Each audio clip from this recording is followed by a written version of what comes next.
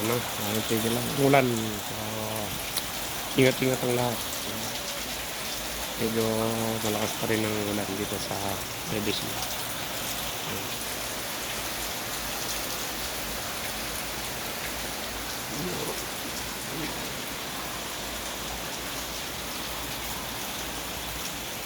Puro bana, wala na nagagawang tao ngayon. Puro na lang kain tulog.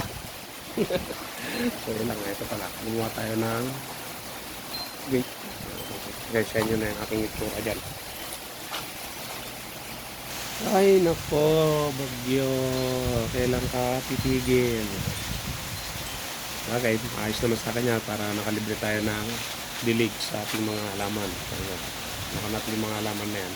At libre tayo sa tubig.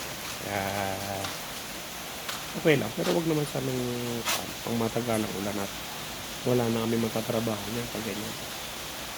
So, yun lang mga kaidol. Ingat po lahat. Huwag pong lalabas-labas. Lalo na sa Maynila. Grabe sa Maynila. So, ingat po tayo lahat. So, yun lang mga kaidol. Thank you.